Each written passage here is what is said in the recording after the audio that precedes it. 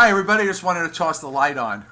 It's meteorologist Joe Chaffee. It's a Monday, the 11th of February, 2019, as we've got a winter storm in the east and Midwest, the Northeast and the Midwest, and we have also a winter storm out in the West.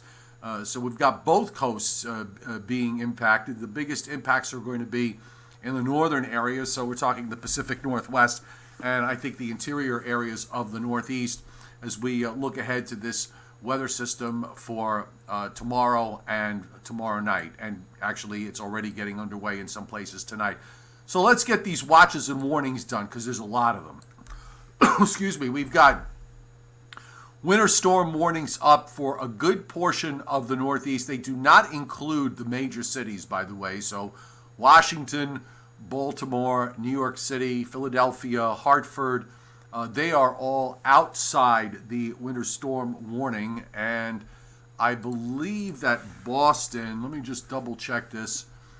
Boston is on the edge, so they are under a winter storm watch at the moment. So they've got some time, and that watch extends up into New Hampshire and also into Maine, parts of southern coastal Maine and southern New Hampshire, northern New Hampshire, Vermont, the rest of New York State except the westernmost part, all under winter storm warnings. Much of eastern Pennsylvania except the southeast, where we've got advisories up that extend down into Maryland and into northwestern Virginia. And we also have advisories that extend out into parts of northwestern Pennsylvania. Rain is the problem in Ohio, in Kentucky and Indiana, southern Illinois, southeast Missouri, northeast Arkansas, northern Tennessee, and the state of Kentucky all under a flood watch. Then you've got winter storm warnings up for the northern half of the lower peninsula of Michigan, the entire upper peninsula, all of Wisconsin except the extreme southeast corner, small area in northwestern Illinois under winter storm warnings and advisories back to about Chicago, southern part of Michigan, northern Indiana, northwest Ohio under advisories, eastern Iowa winter storm warning, southeastern Minnesota winter storm warning, and then we have advisories on the western edge of that area. This is the primary low going up toward the eastern lakes, and you've got a little bit of a secondary low that's impacting the Northeast, and those two systems are basically coupled. Now, out in the west, where we've got the next round of energy getting ready to come in, and we've got winter storm warnings up, not for Seattle and Tacoma, by the way. They are in that little sliver of advisories. Seattle picking up, as Scott Briller messaged me this morning, 15 inches roughly, 15 inches of snow so far for the month of February. And for Seattle, this is the snowiest February on record, believe it or not, with 15 inches. A lot of the cities in the Northeast, you're talking about more than double or triple those amounts to make them the snowiest months and even higher. But 15 inches is all it took for Seattle to take out the February record. And those warnings cover still a good portion of Washington State into Idaho, down southward into Oregon. Not on all the coastal areas, by the way. Some of the coastal counties, yes, but not all. And we've got new winter storm watches up in the Sierra Nevadas and throughout parts of Northern California. Not that far off the coast, by the way.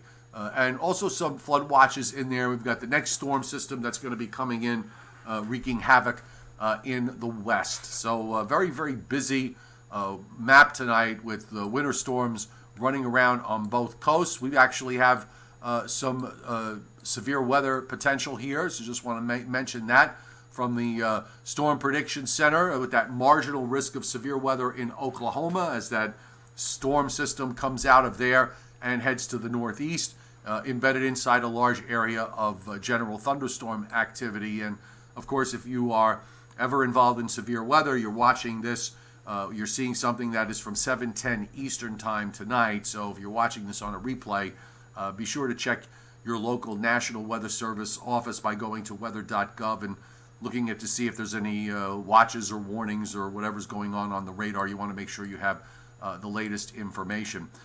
The satellite tonight, one of the interesting things about what's going on here in the Northeast, and I'm going to show you a close-up view here in a second, but you can watch on the visible here a lot of moisture coming up. You got that tropical feed, that subtropical jet that's feeding in moisture into Texas and on up into the middle Mississippi Valley, and of course all of this is translating into the Northeast. If you look closely on the loop, you can see there's a break in the cloud cover to some degree. When I say a break in the higher cloud tops here.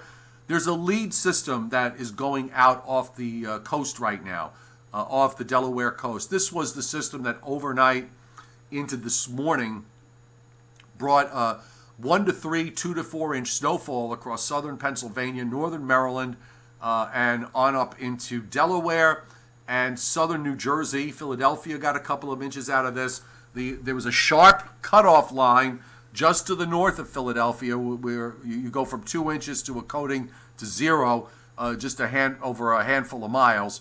And this is maybe the fourth, or maybe it's the fourth time that we've seen a weak system bring some accumulating snows to this particular area this winter.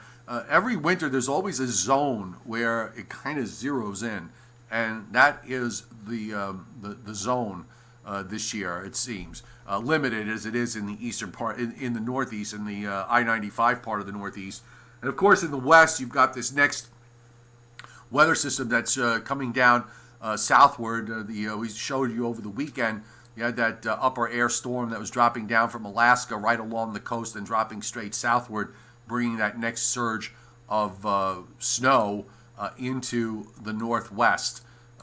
Doesn't happen too often, folks. Highly unusual indeed to see it.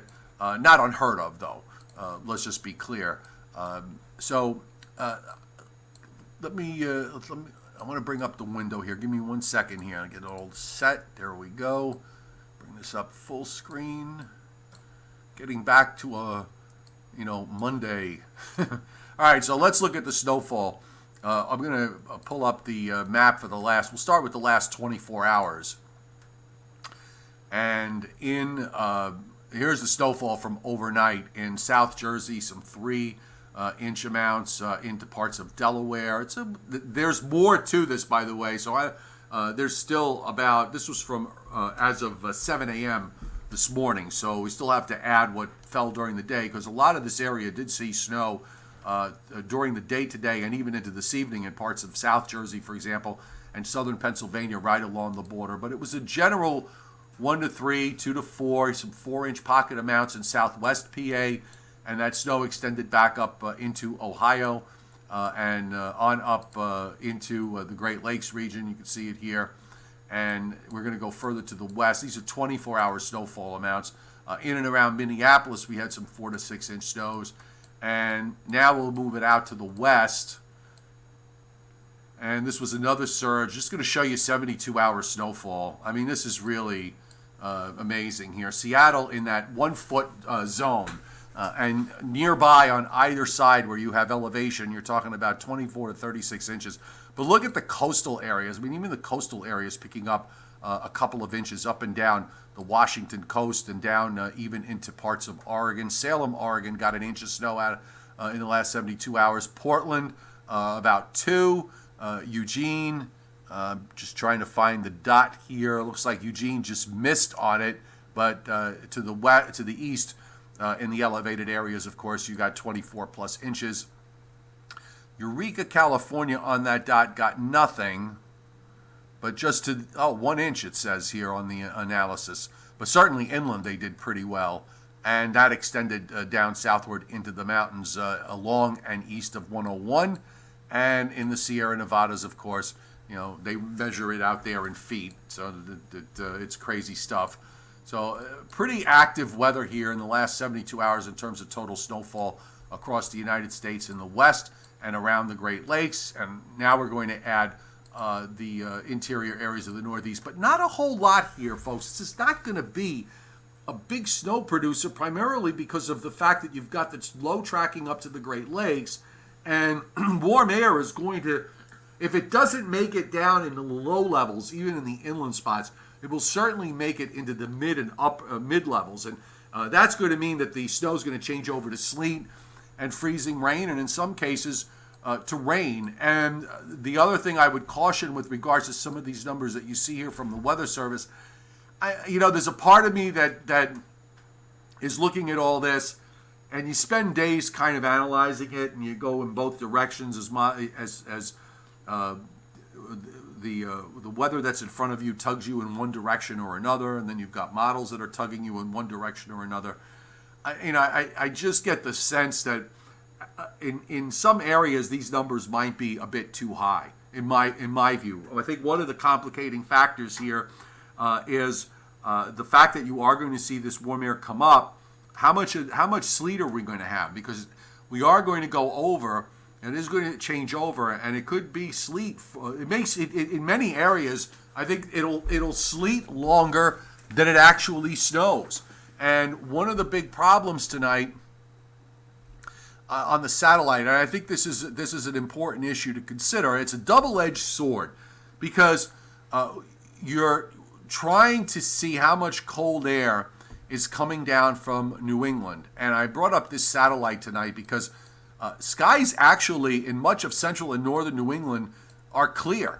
And in fact, that cloud line is almost down to eastern Long Island. There's dry, cold air that is being forced southward down into southern New York, New Jersey, and into northeastern Pennsylvania. And some of that dry air is going to make it down into South Jersey and southeast PA.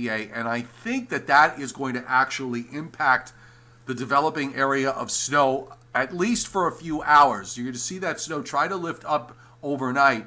And initially, it may actually just dry up a bit. And then it'll fire up again tomorrow morning. Now, at that point, you're going to start to see the cold air, that wedge of cold air down the East Coast starting to weaken. And then it becomes pretty much an hour-by-hour battle. And how much snow are we going to have ahead of it? How heavy is the snow going to be? If you're talking about some places perhaps only snowing for a couple of hours, if they've got a forecast for 4 inches at a spot, well, you know what? It better put it down in a hurry because it's not going to have a whole lot of time. So there's a lot of things here that lead me to be a little bit suspicious about, some of the high-end amounts that are out there. And, you look at some of these, I've got an instructional video in case you haven't seen it on my YouTube channel. I have a playlist there of instructional videos. I cut one over the weekend that I think everybody really should look at, and it talks about the snow maps, what they are, the snow maps that are produced by models, what they are, how to use them, and what they mean and don't mean, because they can be very, very deceiving in terms of giving you the idea that a ton of snow is coming, and if you don't know what's actually happening in terms of the actual weather, is it all snow? Is there sleet involved? Is there freezing rain involved? Is there a changeover to rain involved? Those are all factors that you have to consider, and it does, you get these numbers that are printed out, and then you see them splattered across social media with no context, and you've got a problem because they're going to be grossly misunderstood. And I just wonder, by the way, are we getting to the point now where we're not going to be able to tolerate even one flake of snow reaching the ground without, a state of emergency being declared? I mean, what are we going to do when we wind up, the next time we wind up with a widespread 20-inch plus snowstorm? Declare martial law? I mean, it is getting kind of ridiculous, and all of this is coming off that November debacle, which is more the fault of the fact that it's not even really anybody's fault in my view. It's the fact that they don't budget for snow removal in November, so they got caught with their pants down when we had an early season snowfall, and no one seems to want to be able to step forward and kind of admit that and move on. Instead, they're brining every 5 minutes when temperatures are up around 50. So anyway, here's my forecast. This is what I did. It's kind of a massage of my early call because I had basically a 3 to 5. So I kind of said, let me tail it down just a little bit. The blue line is the separation between the 2 to 4 and 1 to 2. And you'll notice I've got the plus sleet in there, which is the big question because, sleet and snow, you get snow accumulation, then you get some sleet on top of it, and the sleet is heavier, so it tends to compress everything. So how much you're going to wind up measuring is going to depend on when you measure it. Because if you get a couple of inches of snow and then you get a ton of sleet on top of it, it's all going to get compressed down. So it makes figuring out what we're going to have a problem. Look, the bottom line is that, in my view, at least for coastal areas, this is a pain, and it's going to make commutes tricky, but they should be, I would think they should be manageable for areas south of that blue line. By the way, you notice I split Long Island in half because I think this is an instance where we've got cold air that's coming down from the northeast. So it's actually going to be colder tomorrow morning as you go east across Long Island than it is as you go west, believe it or not. That happens quite a bit, more often than people realize. I also went for 2 to 4 inches in New Jersey, say north and west of the Turnpike. Trenton I have in a 1 to 2 zone. I've got Philly in a 1 to 2 zone. And, the tougher part is down in southeast PA around Reading, Lancaster, and those areas because there it's tricky. Trying to figure out how much dry air comes down from the north and shuts some of that snow off tonight before it fires up again. It's all about timing. Inland areas, northwest New Jersey, and up the Hudson Valley, I went for 4+ inches plus sleet and some freezing rain. And same for that pocket there in central PA. And you could probably extend that up into northern PA as well. It's always, snow forecasts are always difficult, but this one's particularly difficult because you got all these different working parts. My numbers, by the way, if you looked at the Weather Service maps back on the digital map, again, they are lower than I'm lower than what the Weather Service has.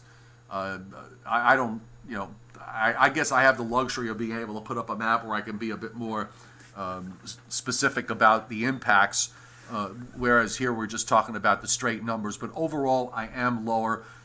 People like to forecast shop. So, I'll do something like this, and I definitely will get a post somewhere. How come you're lower than this person? How come you're lower than that person? Or sometimes it'll be the other way around, and I'll go higher, because I am, okay? We look at the same things. I've come up with a different conclusion. I don't know. None of us, we're not going to know who's right on this until Wednesday morning when it's all said and done. So then we'll look back and see how we did. So here's your surface map tonight. High pressure south of James Bay. You can see the isobars down in the east. So you've got that cold air that's trying to wedge down into Virginia here. And of course you go back and you've got the trailing frontal boundary with low pressure still trying to come out. Let's see, I can pull up the latest map. This is the 18Z, so we'll pull up the 21Z. And you got a couple of lows here back on the Oklahoma Panhandle, another low in central Arkansas. The high still kind of sitting here over James Bay. It's going to hold there for much of the night into the first part of tomorrow before it gives way. And you've got the colder air just slowly bleeding down from northern New England and upstate New York and through Vermont and New Hampshire. Got teens and single digits there in Canada. So with the wind to the northeast, you're going to see temperatures probably drop down into the 20s in many areas in my neck of the woods during the overnight. So here's that satellite picture again. Look at the dry air in New England. So that's the dry air from the cold high, and that's one of the things that has me a little worried. So here's a look at the radar tonight. So look at this area. It's been snowing pretty much on and off all day in the southernmost New Jersey counties. But the impact of that dry air is showing up because there's hardly any precip right now in southeast PA. You've got this narrow band in Maryland and northern Delaware, and you've got some precip blossoming out a bit in southwestern Pennsylvania that's kind of streaking eastward along Route 76 here. And then you've got all of this rain that's back through Ohio into southern Indiana and through Kentucky and Tennessee. And then you've got the snow that is setting up and heading up into eastern Iowa and Wisconsin, where you've got the winter storm warnings going. The potential for some severe weather here, that marginal risk. There's an upper air system here, the upper air disturbance that's swinging through western Oklahoma. So probably from that, you might see some thunderstorms. You're starting to see some thunderstorms actually firing up as of 7:30 Eastern time. And then here comes the next load of moisture into the northwest with heavy snow for a lot of areas that are under that winter storm warning up in the Pacific Northwest. It's really I get amazed and excited when I see areas that don't normally see certain kinds of weather, and suddenly they're getting a bonanza out of it. For snow lovers that live in Seattle, I'm sure they're enjoying every waking minute of this. But from a standpoint of meteorology and weather forecasting, it's good for me to see this sort of stuff too, because you don't see it very often, and you at least like to recognize the weather patterns that have produced it. So we're going to start tonight in the east, and we're going to start with the HRRR model. And by the way, tonight's weather is going to be mostly short range, as I really didn't have any time to get into the long range at all. So here's the problem for tonight.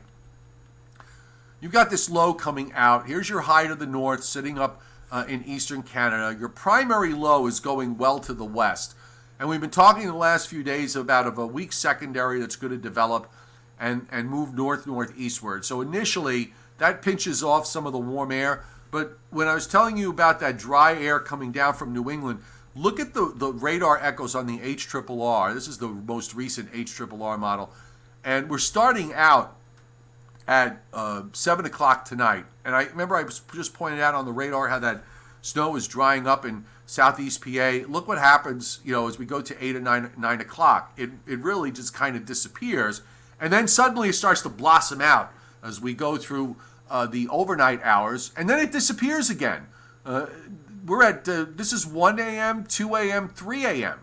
So it comes into New Jersey, it gets into that dry air, and it can't do it. So it falls apart, and you really have to kind of wait until you get toward daybreak. And I got to tell you, on this latest run, this is something that I would say, as a forecaster, if I'd be a little bit concerned, because, you do have this precip trying to get into this dry air and not being able to do anything with it. So we're at 8 o'clock tomorrow morning. Snow is just probably beginning in northern New Jersey. Now, finally, you start to see this blossoming out of the snow area. And look where the snow sleet line is. Right along Route 195, back to about Route 76, and then curls northward. The arc of the snow sleet line is reflecting the impact of the high pressure that's to the northeast that is building south-southwestward. That's that damming of the cold air, or the attempting of the damming of the cold air east of the mountains. And so you get this, curving of the cold, of the precip, the sleet, turning up the mountains in central and western PA. Meanwhile, in southwest PA and in eastern Ohio, temperatures are probably shooting up into the 40s and 50s out of this. So here we are at 1 o'clock tomorrow afternoon, the leading edge of snow, supposedly into central Mass and into upstate New York, snowing on Long Island, northern New Jersey, New York City. This is at 1 o'clock. This is at noon tomorrow. A band of sleet to the south of that. You go from just south of 195 southward now. It's mostly rain. You've got sleet and freezing rain in southeast PA, and this is as far as this particular run of the HRRR takes us, which is to noon tomorrow. So at least through noon tomorrow, let's examine. We'll do a little bit of forecasting here, and at least off the HRRR. Now, take a look at the measurable precip that's fallen as of 1 o'clock, noon tomorrow. That first green area is 5/100ths of an inch, half an inch of liquid. I'm sorry, 5/100ths of an inch, half an inch of snow. The next darker shading is 1/10 of an inch. If every single flake accumulates, you've got an inch of snow. And then you go to 15/100ths, and now remember, your rain snow line, your snow sleet line is north of Route 195, south of Route 78 in New Jersey. That's where your snow sleet line is. So how much how much are you going to be able to accumulate after this? I don't know. I don't know how much time you're going to have before you wind up losing it. This is a real concern. Look, if we were generating a quarter to a half an inch of liquid or more, which is what some of the earlier models days ago were suggesting, then yeah, you could wind up with a solid 4 to 6 inch thumping of snow before you change over to sleet. But I think there's so much dry air that's coming down from the northeast from New England that you're getting a lot of this stuff just kind of, falling apart and drying up, at least that initial push, and then you start to run out of time. So, it's not to say that the HRRR model is necessarily correct with all this, but it is a concern. Here's the NAM 3 kilometer, which if you look at the NAM 3 kilometer is much more bullish in terms of liquid amounts, but look where it is at 1 o'clock tomorrow afternoon. North of 195, all of New Jersey, the Hudson Valley, all of Long Island has already changed over to sleet. And that is going to cut back on total snow accumulation. So this is another reason why and again, judging from everything that's going on, this is another reason why I decided to scale back a bit. If you look at the 3 kilometer, there's not a whole lot of snow there ahead of that sleet line at 10 o'clock tomorrow morning. And it's already on this model, it's changed faster. Now look, it's not to say just because the 3 kilometer has something doesn't necessarily make it Bible. But one of the things I wanted to illustrate here when it comes to figuring out snow versus sleet, I'm going to pull up a sounding, and I'm going to do it up in northern New Jersey in that purple area, because I think that this is a good example of what we've been referring to in the soundings. And I did another sounding instructional video today that got into this, when we talked about the warm nose. If you look here, the 0 is the freezing line, so follow that dash up that goes up toward the upper right. It's sloped, and this is to reflect the standard lapse rate and temperature in the atmosphere. And also, when you plot this out, the temperature and the dew point, where it pokes above 32, to the left are the levels, the different levels in the pressure levels, 1,000 millibars, 900, 800 millibars, so a little over 5,000 feet, and then you've got the 7, 6, and 500 millibars. So there is a warm nose here at 800 millibars where the temperature goes above freezing. So this is telling you that precip is falling through that warm layer, and then it melts, and then it refreezes once it gets down below that, and you wind up with sleet. Look at the ground temperatures at this point, and I took this point is at up in northern New Jersey. In the upper right, you can see the small map there where the dot is. So it looks like maybe if you want to say that's Morristown, it's at about 41 north and 74.5 west. And this is at 1 o'clock tomorrow afternoon. It has sleet pretty far to the north because the NAM 3 is seeing this warm layer. And I'm just going to go forward here over a couple of hours and let it load. And by the way, the map's courtesy of tropicaltidbits.com. So let's go. I'm going to jump over to hour 30. And let's see.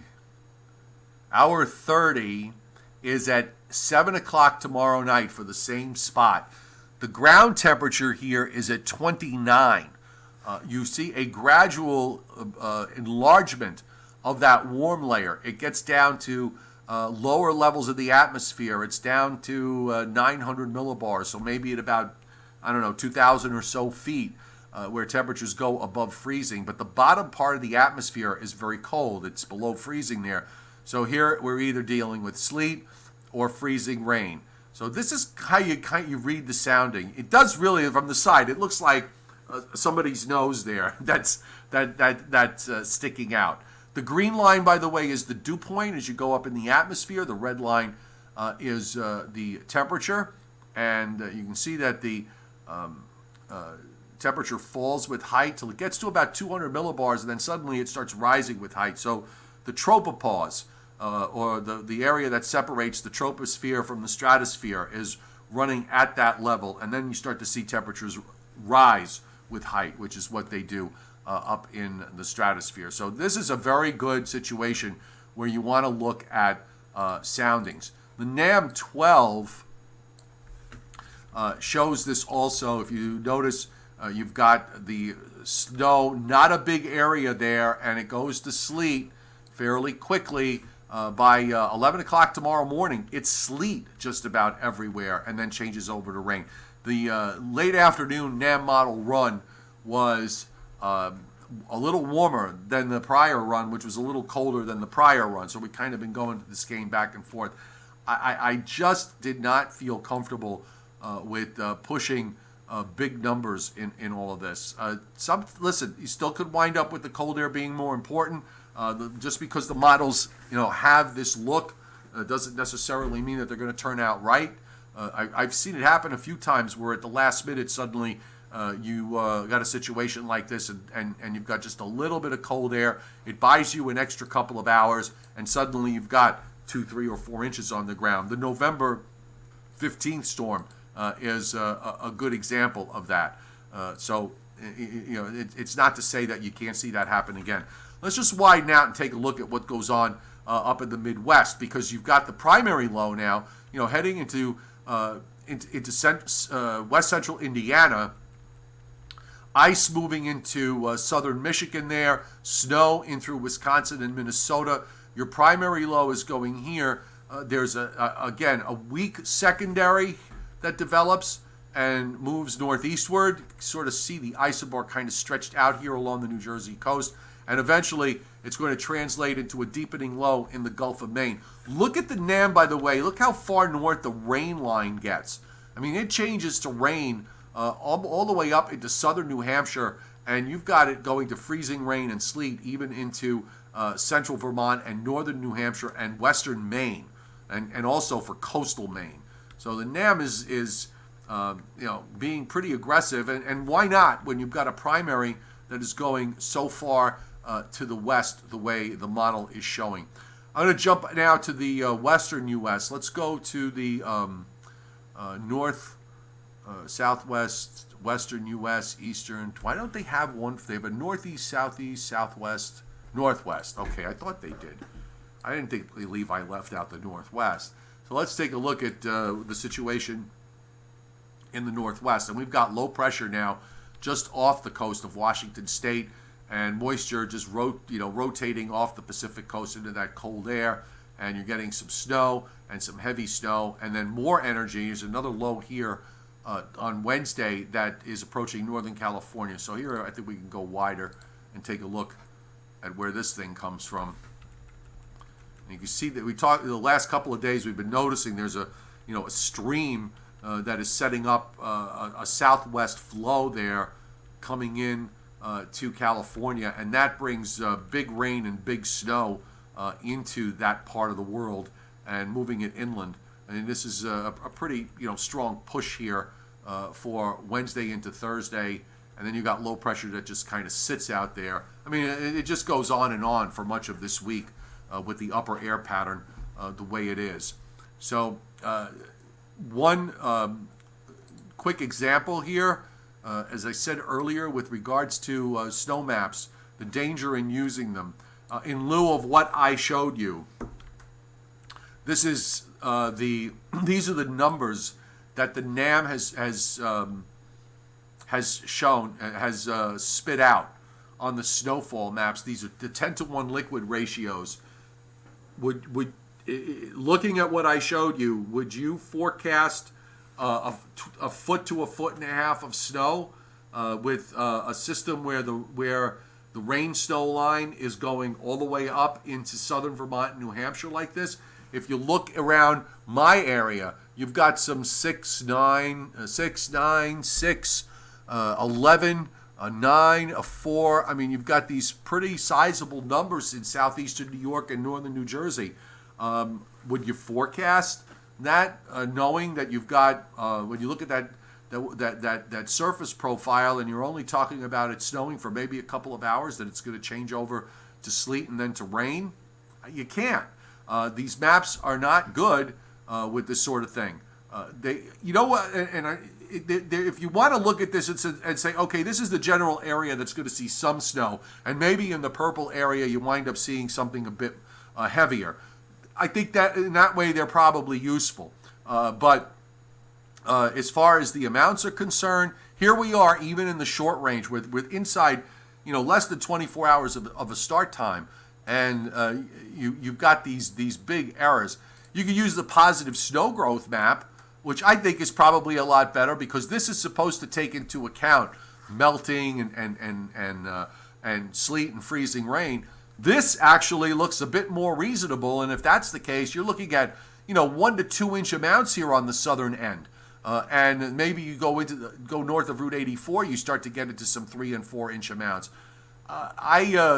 This map might be a much better reflection of where this particular event is going for the eastern part of the United States. We can look at the. I'll pull it up on the wider view so we can take a look at what it shows over the Great Lakes, because there are some icing issues here, and we're looking at some 8, 9, 10 inch amounts across Wisconsin and northern Michigan. So I think the positive snow growth map in this instance, I think, works out pretty well. Those 10-to-1 maps will work okay in a situation where you've got no rain issues. If you've got no changeover to rain issues, if you've got no sleet, no freezing rain to worry about, then you can use the 10-to-1, and it's not going to be a big problem. By the way, we can quickly look. We'll look together. I'm going to just take a look at the upper air pattern in the long range. Don't be shocked if it doesn't change, okay? Just to give you a warning. So remember, we have a signature pattern, folks. What is it? Trough in the west, ridge in the east, okay? That has been the signature for this week. Here comes our system for tomorrow into Wednesday. That lifts out.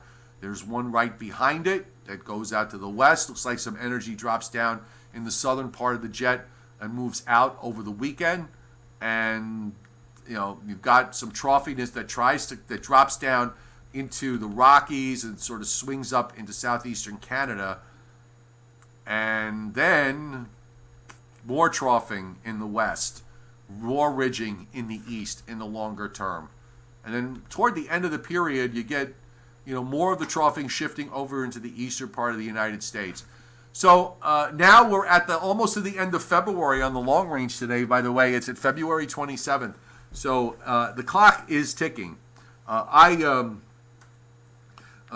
We've seen a 10-inch plus snowstorm in the New York area every year for the last 6 years in a row. This is in contrast to a long-term average where you get one of those every 2.5 to 3 years. So to see 6 years in a row where each one of those years has produced one 10-inch snowstorm, and by the way, in some of those years, depending on the location, there have been multiple 10-inch snowstorms. So to have a subpar year, if this is what it winds up being, and with, with the clock ticking and this trough in the west, you have to think that the chances of an out-and-out big snowstorm continue to diminish with each passing day. This may finally be a year that, at least for the big cities, from Boston to New York City down to Philadelphia, but particularly for New York City, where you're going to wind up with a subpar year. And that's just the way it is. The snow hole set up where the snow hole set up, and it sets up somewhere every single year. You could be inside a pretty active snow pattern, and you can always find these spots where, for one reason or another, they don't seem to be producing as far as snowfall is concerned. So we pretty much covered it all. Now, see, Shelly Man Studios, I wouldn't say the winter is a big joke. I think that is the reaction of the fact that you really wanted to have another exciting year. They just can't be that way. You got to have some. You go back and look at the records, and I've said this a number of times. They're easy to find. You go to the Upton Weather Service site and go to their Climo page. You can pull down all the snow stats, And if you look at them in New York City going back to 1869, the vast majority of years, almost 2/3 of the years, wind up being subpar. That's just the way it works. I mean, some years it's not a lot subpar, but there are a lot of years where you get, less than 20 inches of snow for the season, and a bunch of them where you get less than 15 and even 10. So it does happen, and there is probably. I tend to think that sometime between now and mid-March, there probably will be one or two opportunities where something might happen if it's absolutely perfect, and I think that's where it's going to be. That's how it's going to happen. And if with respect to if there's going to be any kind of late season stuff, you're going to need some big changes in the upper atmosphere to occur, because that trough in the west is problematic. And Timothy Veltman, the clock always ticks, and before we know it, it ticks. It'll be a problem again. It's frustrating. We're in this weird geographically, at least down where I am, we're kind of in that in-between spot, pretty much right in the middle. And some years you're in it, and some years you're out of it. And sometimes you're in it for a stretch of years, and sometimes you're out of it for a stretch of years. This is one subpar year out of the last 7. You have to go back to 2011, 2012 to find the last subpar year. It's been a nice run. There have been a number of really solid events in that stretch, and some really unusual ones that come to mind. A whole winter where it was really warm, and we had several 10-inch snowstorms embedded in between warm air masses. It just got cold at the right time, and I'm talking about the winter of 16, 17.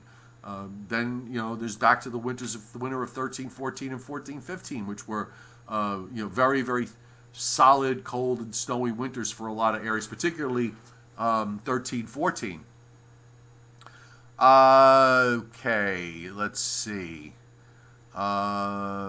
Just running through all your comments and questions here. And Mary Schenkel, you asked about your area in Western Maryland and Harrisburg, and I think you probably got more snow last night than you're going to get tonight. You're going to probably have more sleet and freezing rain to deal with tonight rather than snow. Trabacchino, Mr. Trabacchino, 1 to 3, and then an inch of sleet and freezing rain to rain. I think that's a pretty fair assessment. That's kind of where I am in all of this.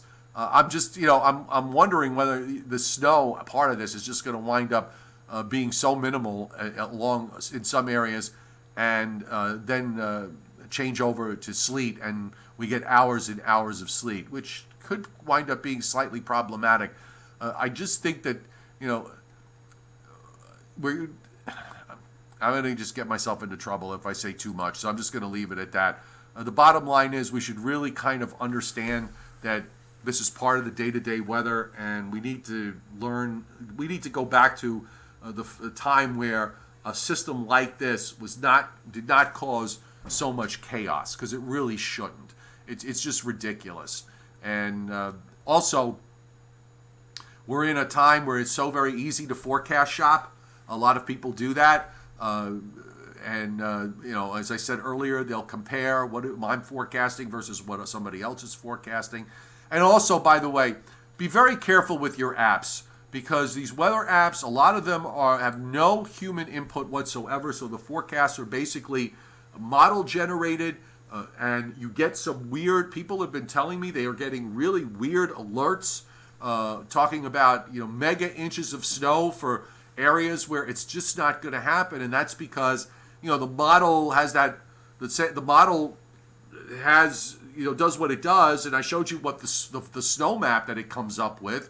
So it puts out an alert to you saying that, hey, you're going to get 15 inches where you are in coastal New Jersey. I mean, that's just nuts. A lot of these apps do that, and some people, they swear by them, and I'm not. Look, my app is different because I input that, so it's my human input. The forecast that's on the forecast page is the Weather Service's forecast page. So forecast for that location. So you're not going to get a model generated snow algorithm that's going to send out an alert telling you that you're going to get 50 inches of snow. Okay, so that makes it different right there. Plus, I'm posting in there, I'm putting up my maps in there, and my predictions. So decide what it is works for you best. I'm not going to say one way or the other, but you got to be really careful with some of these weather apps. And then every 6 hours you got a new forecast with new amounts. What is that? That's insane. That would drive me. That would drive it. Should drive everybody crazy. It drives me nuts. Okay. I've changed my I made 2 forecast calls with this, by the way, with the system this morning for Southern Pennsylvania and Southern New Jersey. I made my map 3 days ago. I didn't change it. I should have upped the amounts a little bit, but in terms of the general area where I thought there was an upside surprise, it worked out fine. Okay. So but again, there was a sense of consistency to it. You weren't confused as a consumer and as a viewer. Now, with this particular weather system, I did an early call snow map 72 hours ago. I didn't change it at all until this afternoon, what I did was basically massage the numbers. That's what you do. Okay, that's what that's the way it should be. You make your forecast and have your models come to you. So you did okay if that's the case. So being that I've been lower, so now the question is, am I low enough? Let's see what happens. Growing up with Daphne, during the day today, I've gotten 4 people at 4 different times for the same location, getting 4 different forecasts of snow amounts today. Okay, from that particular app. How can that be even remotely useful to anybody is beyond me.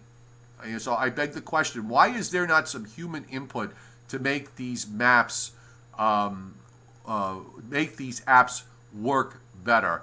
Your boss tries to swear by those apps. 420 scraping. Let him talk to me, okay? Let him talk to me about it. If he really thinks that they're useful to him, let's see what happens with tonight and tomorrow. I don't know exactly where you are, but let's see what's going on.